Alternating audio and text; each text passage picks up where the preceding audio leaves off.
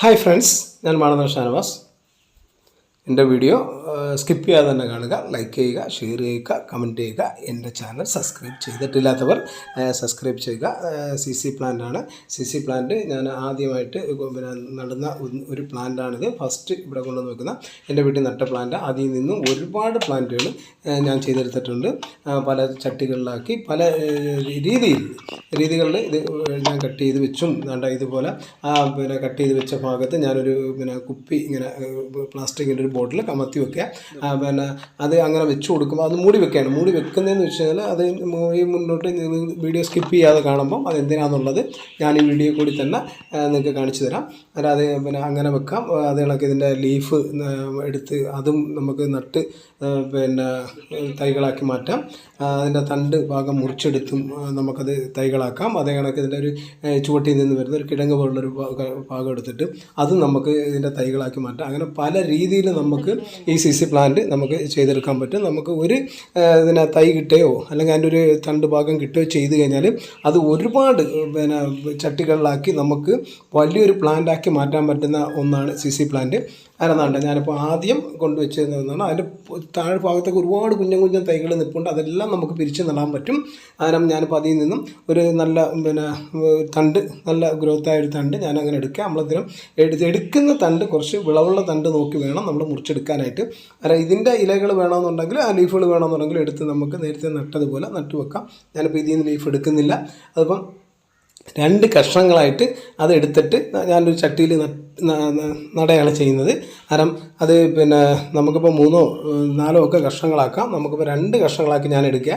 ആ 2 കഷ്ണങ്ങളാക്കി എടുക്കുമ്പോൾ അതിനകത്ത് കറ്റാർ വാഴ, നമുക്ക് അതിൻ്റെ കറ്റാർ വാഴയുടെ ജെല്ലൊന്ന് തണ്ടിൻ്റെ നമ്മൾ മുറിച്ചെടുത്ത് കട്ട് ചെയ്തെടുത്ത ഭാഗത്ത് ഒന്ന് തേച്ച് കൊടുത്ത് നമുക്ക് ചട്ടിയിൽ വെച്ച് കൊടുക്കുകയാണെന്നുണ്ടെങ്കിൽ നമുക്ക് ഇതിനെ വളരെ ഇത് ചീഞ്ഞ് പോകുന്ന ഒരു ഇതൊക്കെയുണ്ട്. കാരണം അതിൽ നിന്നുമൊക്കെ നമുക്ക് ഇതിനൊന്ന് സംരക്ഷിച്ചെടുക്കാൻ പറ്റും. അതിനുകൊണ്ട് കറ്റാർ വാഴ തേക്കുന്നത്. പിന്നെ അതിൻ്റെ വേരോട്ടത്തിനും കൂടെ കുറച്ച് വേഗത ഉണ്ടാവും. അതായത് ഈ CC പ്ലാന്റ് പ്രത്യേകത എന്ന് വെച്ചാൽ ഇത് വെച്ചൊരു 2 മാസമൊക്കെ ആകുമ്പോഴത്തേക്ക് മാത്രമാണ് ഇതിന് വേരോട്ടം ഉണ്ടാകുക ചെയ്യുന്നത്. കാരണം ഇത് 2 മാസമായാലും ഇതിപ്പോൾ 1 മാസമായാലും ഇതിപ്പം ഈ നട്ട് കഴിഞ്ഞാൽ ഇതിൻ്റെ ഇല കൊഴിഞ്ഞു പോവുകയോ അതിന് മഞ്ഞ കളർ വിടയോ ആ ഇലയ്ക്ക് കളർ മാറ്റങ്ങളോ ഒന്നും സംഭവിക്കത്തില്ല. ഏകദേശം ഒരു പ്ലാസ്റ്റിക് ലീഫ് നിൽക്കുന്ന കണക്ക് തന്നെ അത് കുറേ നാളിങ്ങനെ നിൽക്കും. കാരണം ഇതിന് വേരോട്ടം വരാൻ വളരെ സാവകാശമാണ്. കാരണം നമ്മൾ ഇത് കണക്ക് നട്ട് കൊടുത്തിട്ട് നമ്മൾ അത്യാവശ്യം തന്നെ, അതായത് ആഴ്ചയിൽ 1 ദിവസം നനച്ച്, അതിപ്പോൾ ആ മുറിച്ചെടുത്ത ഭാഗത്തുണ്ട്, ഞാൻ അവിടെയും ഈ കറ്റാർവാഴയുടെ ജെല്ല് തേച്ച് കൊടുക്കുക. ആ ജെല്ല് തേച്ച് കൊടുത്ത് ആ കുപ്പി അതിലേക്ക് കട്ട് ചെയ്ത് വെച്ചിരുന്ന ആ ബോട്ടിൽ അതിലേക്ക് കമത്തി വെച്ച് കൊടുക്കുന്നതെന്ന് വെച്ച് കഴിഞ്ഞാൽ നമ്മളിപ്പോൾ ഇതിപ്പോൾ അതൊന്ന് ഇറക്കി വെച്ച് കൊടുക്കുന്നതെന്ന് വെച്ചാൽ നമ്മൾ ചെടിയിൽ വെള്ളം ഒഴിക്കുമ്പോൾ ഈ CC പ്ലാന്റിനകത്ത് വെള്ളം ഒഴിക്കുമ്പോൾ മറ്റേ ഇതിനകത്ത് ഈ ആ കട്ട് ചെയ്ത ഭാഗത്ത് വീണാൽ അത് അഴുകിപ്പോവും. ഇതിപ്പോൾ ഇല അതിൻ്റെ ലീഫ് ഞാൻ കട്ട് ചെയ്തെടുക്കുക. തണ്ടോട് ചേർത്ത് വേണം ഇത് കട്ട് ചെയ്തെടുക്കാനായിട്ടുള്ളത്.